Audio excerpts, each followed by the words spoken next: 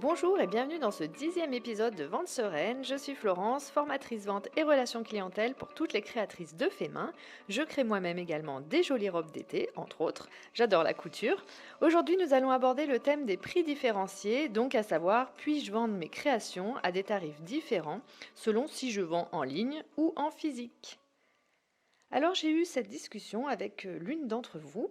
Soraya, si tu passes par là, je te fais un coucou et je te remercie donc pour l'inspiration du podcast. Alors selon les canaux de vente que tu choisis pour vendre tes créations, des frais ne vont pas être les mêmes. Donc si tu passes par une marketplace par exemple, comme Etsy pour la plus connue, pour fixer tes tarifs au plus juste, tu vas devoir calculer les différents frais, c'est-à-dire la commission que la plateforme va prendre sur chaque vente, les frais de traitement de paiement, etc., les frais d'emballage. Même chose si tu as un site internet, tu vas avoir différents frais à prendre en compte pour fixer tes tarifs. Donc il y a bien sûr les frais de livraison, hein, mais je mets un petit peu à part car normalement les clients savent qu'ils ont des frais de livraison s'ils passent par Internet. Donc je parle vraiment des commissions que tu as en plus à donner pour une plateforme par exemple, ou si tu passes par une boutique qui prend une commission sur tes ventes. Donc en fait, quand on vend en physique, donc en vrai, j'oserais dire, vraiment en direct, on a tendance à croire qu'on peut baisser ses tarifs parce que bien, il n'y a pas de frais d'intermédiaire, donc pas de commission à donner à quelqu'un. Donc on se dit, bah, tiens, si je pouvais mettre des plus petits prix, comme là je vends sur un marché par exemple. Donc si tu vends sur un stand par exemple, bien sûr, tu n'auras aucun frais de ce type, hein, surtout si tu n'es même pas équipé non plus d'un terminal de paiement par exemple. Donc, bon, bah voilà, tu te dis pourquoi pas, ça peut me permettre peut-être d'attirer plus de personnes avec des plus petits prix, ça me fait la même marge puisque j'ai pas la commission, voilà. Cependant, tu as d'autres frais, hein, ça c'est une première chose, certainement de l'essence, le prix du stand, etc. Donc ça, il faut pas oublier. Alors moi, ce que je vais te dire, je vais te dire ce que j'en pense, hein, après, il n'y a pas de bon ou de mauvais choix, bien que j'ai mon propre avis que je vais te donner. Je vais t'expliquer les différents points de vue et tu feras bien sûr ce que tu souhaites en connaissance de cause, bien évidemment. Alors dans le marketing, il existe ce qu'on appelle la stratégie des prix différenciés. Donc ça consiste à proposer des tarifs différents donc pour un même produit ou service dans différentes situations. Donc selon le canal de vente, si c'est en physique, la vente physique, en boutique, marché, etc. Sur Internet, ça peut être en drive. Donc selon le point de vente, voilà, si tu as un distributeur, le revendeur, si c'est une franchise, etc. Ça peut être aussi selon la situation géographique. Quelquefois, tu peux t'apercevoir qu'il y a des prix pratiqués différents. Donc cette politique de prix différentiel peut être aussi appliquée selon la catégorie de clients visés ou encore un moment propice. Donc on connaît ce genre de stratégie à travers par exemple la vente des billets d'avion, tu as certainement dû voir ça, ou des chambres d'hôtel. Donc les prix sont différents selon même le jour ou l'heure d'achat, ou encore la vente de produits alimentaires dans les grandes enseignes. Tu n'achètes pas au même prix ton fromage, ton fruit, ton yaourt, voilà, selon si tu vas chez Leclerc, Carrefour, Intermarché, etc. Donc cependant, ce qu'il faut savoir quand même, c'est que ces politiques de prix différenciés, elle est basée souvent sur du gros volume. Donc une entreprise qui pratique cette politique a pour but de maximiser ses marges en augmentant le volume des ventes, d'acquérir plus de clients, et ils agissent en fonction de l'offre, de la demande, etc. C'est une mécanique assez bien huilée. Bon, après, dans le domaine de la création, moi je trouve pour ma part, hein, et c'est que mon avis, je le répète, c'est quand même plus complexe de proposer des tarifs différents selon l'endroit où tu vends tes créations. Bon, c'est pas impossible, bien sûr, hein, c'est à ton libre choix. Moi, je trouve que c'est quand même un peu plus complexe, même si tu as des marges différentes selon où tu revends.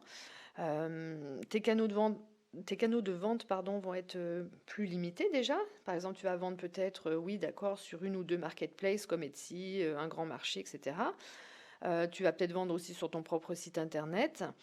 Tu vas peut-être avoir également un stand sur des marchés ou une boutique en ville ou bon, tu en as peut-être qu'un ou deux canaux de vente, tout dépend de ce que tu fais. Donc tu vas communiquer aussi certainement via tes réseaux sociaux.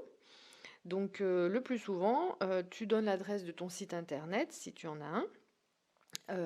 Et tu vas donner aussi ton adresse internet souvent aux personnes que tu vois sur les marchés par exemple. Souvent on donne un petit flyer ou on donne l'info, etc. Et vice-versa, tu vas peut-être communiquer aux internautes le fait que tu es aussi en boutique physique. Donc le problème que je vais soulever, c'est que tes clients vont s'apercevoir que tu fais des prix différents et certains peuvent se sentir lésés s'ils ont acheté plus cher. Donc ce qui peut t'apporter quelques soucis d'après-vente, même de fidélisation du coup, ou si quelqu'un réclame la différence perçue. Alors évidemment, toi, de ton point de vue, la différence de prix est compréhensible car toi, si tu as vendu plus cher, c'est que tu as plus de frais, donc voilà, tu as fait tes calculs. Seulement, si on se place du point de vue du client, et c'est souvent ce qu'il faut faire, enfin c'est même pas souvent, c'est il faut tout le temps se mettre à la place du client dès lors que l'on vend, bah, lui, il voit juste que il a payé plus cher le même produit. Donc, il va pas chercher plus loin, lui, c'est pas son rôle d'ailleurs. Il va avoir l'impression de s'être fait avoir, car lui, donc surtout s'il a payé plus cher évidemment, car lui, il n'a pas connaissance de tes marges, et il va trouver cela injuste. Donc par exemple, si tu fixes un tarif, à 20 €, admettons sur place, tu es sur un marché, et cetera, et que tu vends 25 € sur Etsy ou ta boutique en ligne. Alors, je parle pas des frais de livraison, hein, je parle vraiment de ton prix que tu as mis plus cher parce que tu as des frais. Et ben, si tu communiques à cette personne un jour, tu es sur place et que tu communiques ton site internet, ne t'attends pas à ce que le client, dans tous les cas, aille acheter dessus par la suite parce qu'il va voir les prix que tu pratiques alors que lui, il a payé moins cher sur place. Et du coup, il ne te fera pas non plus de pub non plus par ses proches, ses connaissances, puisque ce sera plus cher. Et en plus, il y aura certainement donc bon, bah, les frais de livraison, ça il le sait, mais il va voir le delta sur le prix de vente. Donc la fidélisation de la clientèle va être plus dure également. Alors la seule chance pour que tu t'en sortes si tu veux faire des prix différenciés, c'est que soit tu es absolument sûr que les clients n'aient pas connaissance de tes autres canaux de vente. Moi, je trouve ça risqué. Ou finalement, c'est d'être hyper transparente sur le sujet. Et ça, par contre, bon, bah, les clients adorent la transparence, hein, c'est la clé de tout. Donc si tu as un endroit où tu expliques clairement le pourquoi du comment de tes prix et leurs différences selon où tu vends tes créations, les clients achèteront en connaissance de cause. Par exemple, si tu vends tes créations sur un marché et que tu donnes l'adresse de ton site internet pour en faire la pub, tu peux préciser quand même en même temps que sur le site, ils vont trouver certains produits que tu vends également sur place, mais à un prix différent, car tu as des frais d'intermédiaire et en plus, bon, tu proposes un emballage qui est peut-être plus conséquent si c'est des choses qui cassent, etc. Voilà. Et en plus, bon, les frais de livraison, bon, bah, ça, normalement, les gens le savent, encore une fois, donc comme dans toute boutique en ligne. De ce fait, ils sauront et n'auront pas de mauvaises surprises. Et vice-versa, tu peux préciser sur le site internet que les prix sont dégressifs en achetant sur place parce que tu n'as pas les frais inhérents à la plateforme, par exemple.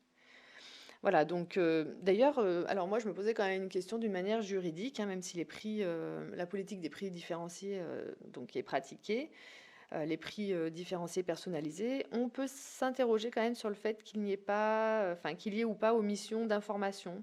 Donc voilà, il faut être prudent là-dessus aussi. Donc de l'information, de l'information, de l'information. Alors voilà, pour ma part, moi il est clair, et ça n'engage que moi encore une fois, que moi je reste sceptique sur le fait de faire des prix différents. Non seulement à cause de la communication donc sur tes prix, comme je l'ai dit, qui devient du coup aussi plus complexe, hein, mais aussi parce que ça pose d'autres problèmes.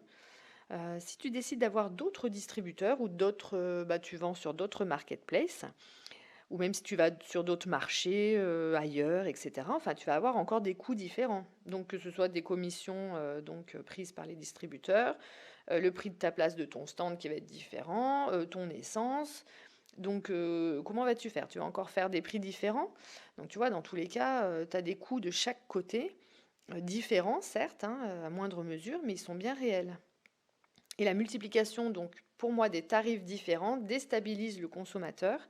Et s'il estime avoir payé trop cher, eh bien, c'est un client pas content que tu vas récolter. Voilà. D'ailleurs, alors, moi, j'ai vraiment eu l'exemple, hein, parce que j'ai vu une créatrice, entre autres, qui proposait donc des prix différents selon si c'était sur Etsy ou sur un grand marché, puisqu'elle était sur deux marketplaces. Et en plus, en passant par Instagram, il y avait le Linktree, hein, pour ceux qui connaissent. Donc, c'est comme un site, voilà, enfin, une page où tu vois les deux liens qui étaient disponibles, donc Etsy et le grand marché, sur la même page donc, de son Linktree. Donc, si tu cliques sur les deux, tu vas t'apercevoir tout de suite, et là, je me suis aperçue tout de suite que les prix étaient différents. Donc, il n'y a pas d'intérêt de payer plus cher et d'aller sur l'un ou l'autre.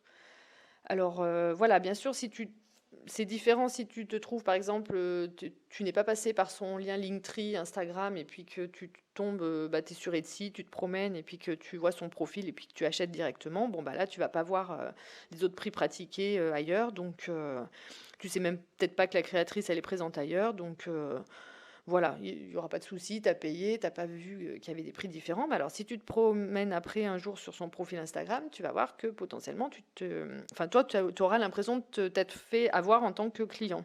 Voilà, donc ça, là, moi, pour moi, c'est un peu litigieux. Donc, des prix linéaires partout. Pour ma part, c'est plus de transparence pour le client, donc l'assurance de ne pas avoir de soucis.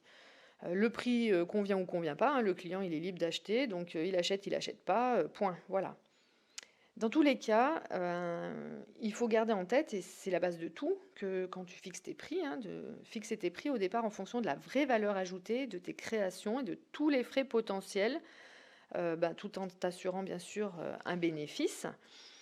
Donc le client, en fait, il se fout de savoir combien tu as, excuse-moi de parler comme ça, hein, mais il se fout de savoir ce que tu as, enfin combien tu as de commissions à payer ou de frais à payer, hein. Lui, s'il est prêt à payer le prix proposé parce qu'il le trouve juste par rapport à la valeur proposée, le produit proposé, et que cela les vaut, il sera prêt à payer le même prix sur n'importe quel endroit où tu vends ton produit.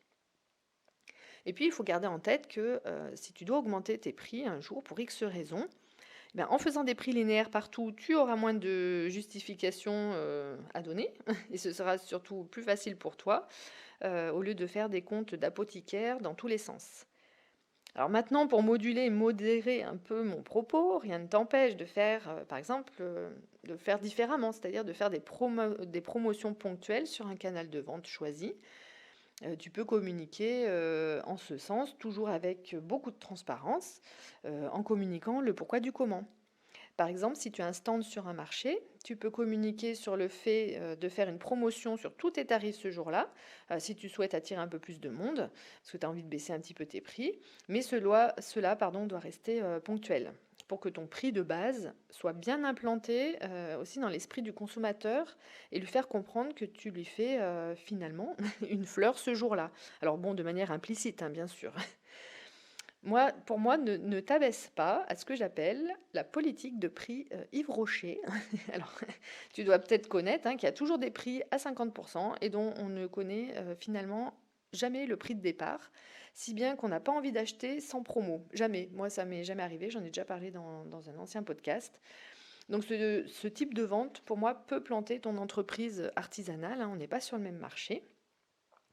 Donc voilà, pour résumer, hein, tu peux pratiquer les prix différenciés, hein, pratiquer des prix différents, mais je te conseille de le faire soit en toute transparence avec de la communication, hein, tu connais mon avis.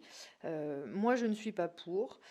Voilà, pour moi, des prix alignés, c'est égal à transparence, justement, auprès des clients et bien moins de soucis de gestion pour toi. Donc, écoute, moi, je suis bien curieuse de connaître ton avis. N'hésite pas à me mettre un commentaire, soit sous la vidéo YouTube, puisque le podcast y est aussi, hein, sur YouTube. Là, on peut mettre des commentaires, ou tout simplement, tu peux me laisser un message sur Instagram Vente Sereine, où je suis la plus active, que ce soit en DM, en message privé ou sous un post. Je te dis à bientôt dans un prochain épisode.